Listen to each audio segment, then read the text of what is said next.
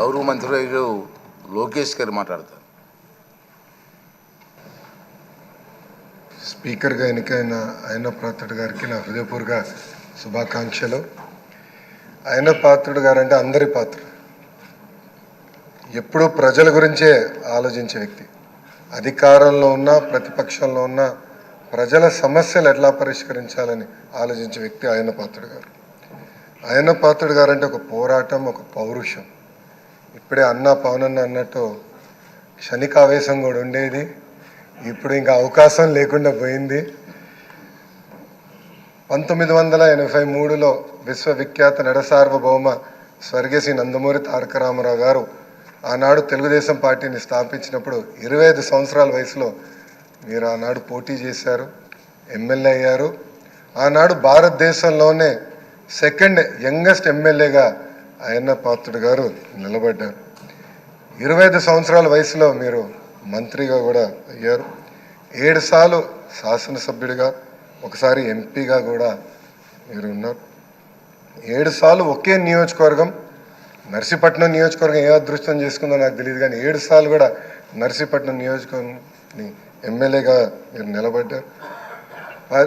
16 సంవత్సరాలు మీరు మంత్రిగా చేశారు. చూస్తే టెక్నికల్ ఎడ్యుకేషన్ కానీ 3 సార్లు R&B, forest, environment, science and technology, Panchayati Raj గ్రామీణాభివృద్ధి శాఖ మంత్రిగా కూడా మీరు చేశారు. ఈ హౌస్లో ఎవరికి పక్కన ఒక అదృష్టం నాకు దక్కింది. మీ తర్వాత పంచాయతీరాజ్ గ్రామీణాభివృద్ధి శాఖ మంత్రి ఏదో అవకాశం నాకు దక్కింది. ఆనాడు మీరు ప్రారంభించిన పనులని పూర్తి చేసే అవకాశం నాకు ఇచ్చారు. మీ నాయకత్వంలో 25,000 కిలోమీటర్లు సీసీ రోడ్ వేసాం, ప్రహరీ గోడలు కట్టాం, పంచాయతీ భవనాలు కట్టాం. గ్రామాలు కూడా ఆనాడు యుద్ధ ప్రాతిపదికంగా తాగునీటి పథకాలు కూడా కలిసి ఏర్పాటు చేశారు. అంతేకాకుండా నాకు ఎప్పుడు సలహాలు కావాలన్నా, సూచనలు కావాలని మీకు ఫోన్ చేసేవాడిని, మిమ్మల్ని అడిగి తెలుసుకునేవాడిని. ఆనాడు పంచాయతీరాజ్ గ్రామీణాభివృద్ధి శాఖ మంత్రిగా నేను ఇన్ని పనులు చేయగలనంటే దాని వెనకాల మీరున్నారని ప్రజలందరూ కూడా తెలియజేస్తున్నాను. ఇంతేకాకుండా పెద్దలు గౌరవ ముఖ్యమంత్రి గారు చెప్పినట్లు ఆనాడు ఉత్తరాంధ్ర సుజల సవంతి ఇరిగేషన్ కోసం కూడా మీరు పెద్ద ఎత్తున పోరాడారు. నాకు బాగా గుర్తు, తెలుగుదేశం పార్టీ విశాఖపట్నంలో మహానాడు ఏర్పాటు చేసుకుంటే ఎట్టి పరిస్థితుల్లో అనౌన్స్ చేయాలి అని పట్టుబట్టారు. ఆనాడు కూడా గౌరవ ముఖ్యమంత్రి గారు కూడా అనౌన్స్ చేశారు. అంతేకాకుండా పార్టీలో కూడా పాలిట్ బ్యూరో సభ్యుడిగా, సీనియర్ నాయకుడిగా నాకు ఎప్పుడూ ఒక గైడెన్స్ ఇస్తూనే ఉన్నారు. ఒకే పార్టీ, ఒకే జెండా, ప్రజలే ఎజెండాగా మీరు ముందరికెళ్ళిన వ్యక్తి. గత 5 సంవత్సరాలు మీరు కూడా ప్రభుత్వం చేతిలో ఒక బాధితులు. 23 కేసులు మీ పైన కూడా బంపర్ ఆఫర్ మీ పైన కూడా పెట్టారు.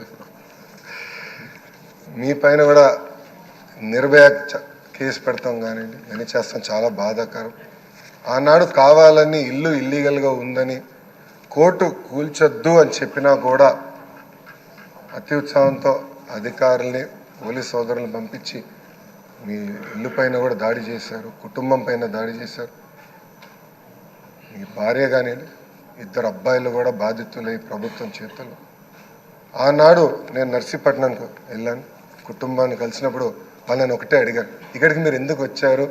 మీ అవసరం రాష్ట్రానికి ఉంది, ఏం పర్వాలేదు, అయ్యన్న పాత్రుడు గారు పోరాడతారు, ఎక్కడికి వెళ్ళరు, మీరు వెళ్ళి అందరు కార్యకర్తల్ని కాపాడండి అని తల్లి కూడా నాకు చెప్పడం జరిగింది.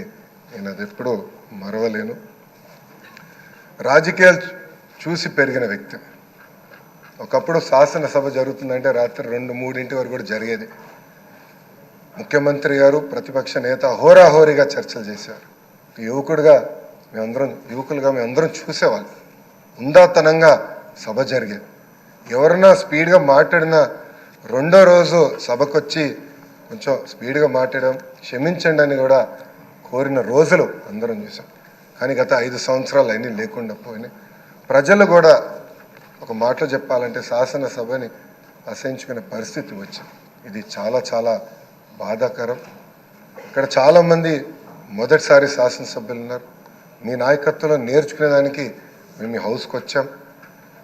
సభ సాంప్రదాయాలు ఏంటి, ఎలా ముందలు తీసుకెళ్ళనేది మీరు మమ్మల్ని అందరినీ గైడ్ చేయండి. యంగ్స్టర్స్గా గతంలో ఎట్లయితే సభ జరిగేదో, పెద్దలు ఎలా ఈ సభని నిర్వహించారో నేర్చుకోవాలన్న ఆలోచనతో మేమందరం ఇక్కడికి వచ్చాం. మీ ప్రోత్సాహం ఎప్పుడు మాకు ఉండాలని మిమ్మల్ని అందరినీ అధ్యక్షుల వారిని నేను కోరుతున్నాను.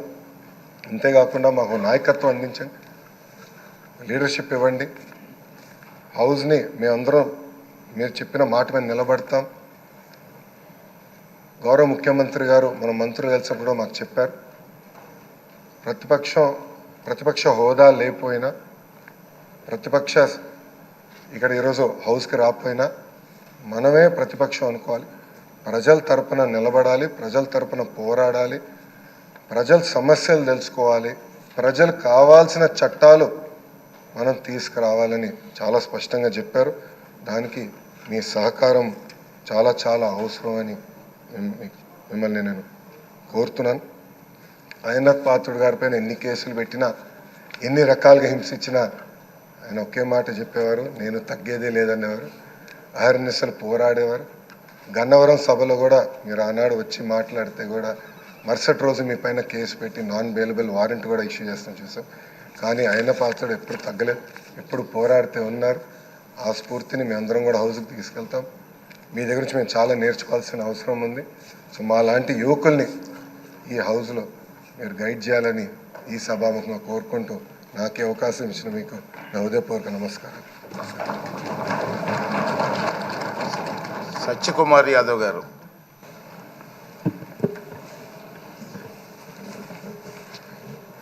సుదీర్ఘ రాజకీయ నేపథ్యంలో అనేక ప్రజా పోరాటాలు చేస్తూ